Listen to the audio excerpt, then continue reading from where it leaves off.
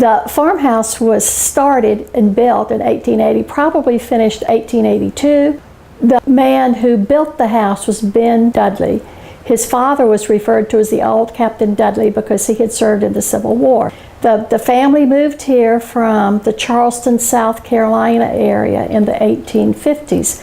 I hope you noticed as we walked up the pathway in the front yard, the beautiful flowers on either side of the entryway, and there are lots of antique rose bushes out there that Mrs. Dudley brought with her when the family moved here from Charleston. We're just finishing up the blooming season of most of the bulbs, and there are just a few camellias still in bloom, but if you come back in April and the spring months and early summer, the front yard is just a riot of color. Everywhere you'll just see beautiful stuff to look at. The house itself, as I told you, was built in 1880.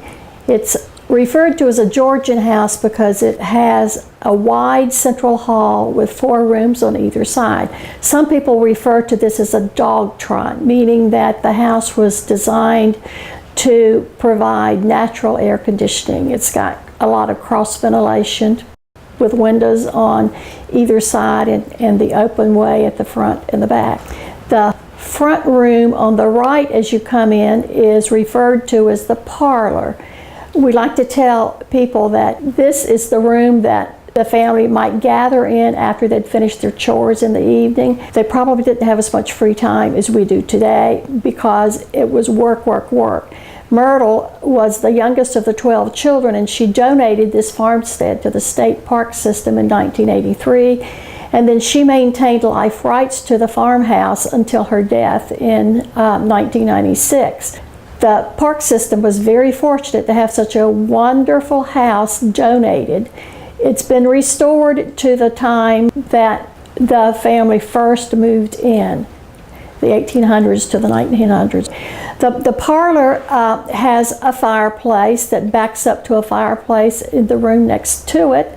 That's the parents' room. These are the only 2 rooms that had any sort of heat. So on cold winter nights, they probably went to bed pretty early just to get under those nice warm quilts that they wanted to do. As you look around, not only this room, but the hallway, you'll see handmade furniture that's got cowhide seats. We like to remind people that the Dudleys, as well as all the other families of that period of time, never wasted anything. They saved anything. So after they had butchered their beef, they would tan the cowhides and make those tan cowhides into chair bottoms or stool bottoms. You'll see rocking chairs. You'll see just straight back chairs. The furniture in the house belonged to the Dudley family. There are 2 things that do not belong to the Dudley family. Is this little phonograph type of instrument, and that was donated by the Park Service. And then in the guest room, or the older girls' bedroom, there's a sewing machine that was donated. It's not a Dudley sewing machine, but it's a sewing machine from that time period. One of the things that's interesting to me is they had lots of photographs, and as you tour the house, you get to see lots of photographs from the family. One of the things I've read says the mantels were always covered with photographs, and I think that's one thing that people still do today, is they want to display their family members so that visitors or the younger children and families can see their ancestors. Across the hall from this room is the guest room, and if you look above the doorway there, you will see that it's much fancier. So if you look at the top, you can see a pediment that indicates that this room is very special. A way of showing that when you had guests, you wanted your guests to have the best that you had to offer. So be sure you take a close look above the doorway to see. Inside the room, you see 2 double beds. You see dressers, and you'll see the lamps like we see throughout the house. There's a rocking chair or 2 in there. There's a sewing machine that did not belong to the Dudleys. It was donated to show that during that period of time, people had to make most of their clothes. Also, you'll see the quilting frame. The quilting frame is unique in that it goes up or down. If you're wanting to quilt, you lower it. If you don't want to quilt, you raise it up. One of the other things that I frequently point out to visitors is there's a light fixture not only in that room but other rooms. But electricity did not come through here till the late 1930s or early 1940s, so that those light fixtures would not have been there, especially in that room, because that's a question that people ask sometimes. Why is the light fixture there if they're going to raise it higher up? Well, it wouldn't have been there in the 1880s, 1900s. So that was just a working room for the ladies. The older girls would sometimes sleep in that room. I imagine them sleeping in that room in the summertime when it gets miserably hot upstairs since heat rises. There's also a quilting frame over there. Mrs. Dudley wanted each of her girls to make 12 quilts. This was because when you got married, you needed to have a way of keeping your family warm at night. So each of the 8 girls had to do 12 quilts, which was a total of 96 quilts. So I'm sure they had lots of quilting bees and quilting parties with not only the Dudley girls, with people in the neighborhood. It was a social event for girls to go to quilting bees. In the hallway, there's a poem that Myrtle wrote. I think you'll want to be sure that you read that before you move out of the house. The room directly behind this is the parents' bedroom. There are 3 beds in that room. There's a big 4-poster bed that the Dudleys brought with them when they moved here from South Carolina. The story goes in some of the archival documents that we have that they brought that bed to Florida in a covered wagon. There's a smaller bed, and there's also a baby crib. When you have 12 children in a family, there would be, most of the time, an infant or 2. When you're looking in the bedrooms, you'll notice there's not much closet space. The master bedroom does have a large area where they've got shelving, and this is where a lot of the bedding and clothing and toweling would have been stored. We're used to having closets. They did not have the number of clothes that we have today. So the closet in that bedroom and in the boys' room are both pretty small, not what we're accustomed to. There's some beautiful blue or teal color aquamarine pictures in the parents' room.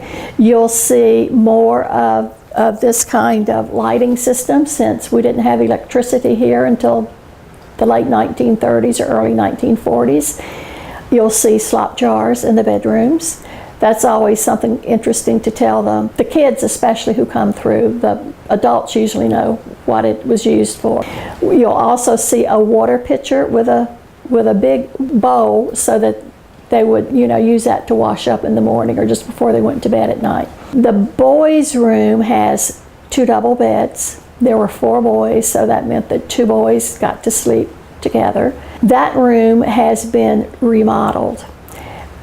When the park system redid this house, when they did the restoration work on the house, they left the pine paneling that had been put up in there. They also left the linoleum on the floor. That's probably from the 40s or the early 50s.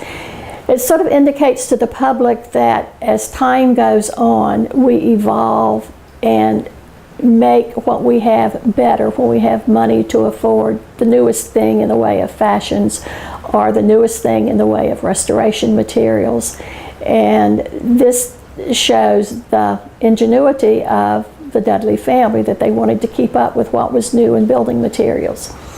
At the end of the hallway on the right is an area that's still the bare wood. It was not painted, and the story that we've heard is that that was a place where either a refrigerator or upright freezer was kept for the Dudley family, to show that this again was something that they did. One of the things I like to show people when I'm giving tours is on the wall next to the boys' room going in, on the right-hand side, there's a big trunk, and above that trunk there's usually a jacket or a couple of hats that are hanging there. I like to remove those and show them what kind of hooks are there. It's a branch from a tree. The front porch would have probably been considered more of a family social area, especially on hot summer days or hot summer evenings, a place where people could gather to talk. The back porch is what we usually refer to more as a working porch. The bathtub is usually there during the summer months because that's where they would take their bath. There's also a number of benches and a number of rocking chairs. I always like to remind people that when you have 12 children in your family, there's usually a baby or two that wants to be rocked. That's how, you know, they're comforted and how they know that they're really loved.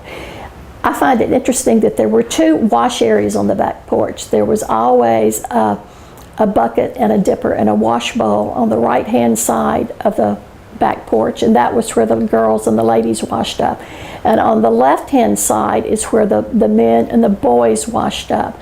I'm not quite sure why they wanted to have separate wash-up areas, but apparently that was pretty important to them. Also on the back porch, you will see a pie safe. A pie safe is a piece of furniture that was used to store leftover food, especially cakes and pies and cookies. You wanted to keep it away from insects. And it usually would sit in a can or small cans of water to keep the ants from crawling up. There's also an ice cream churn back there. And that's an interesting thing to show the children because a lot of children have never seen that. They only think of ice cream as coming from the supermarket or an ice cream shop.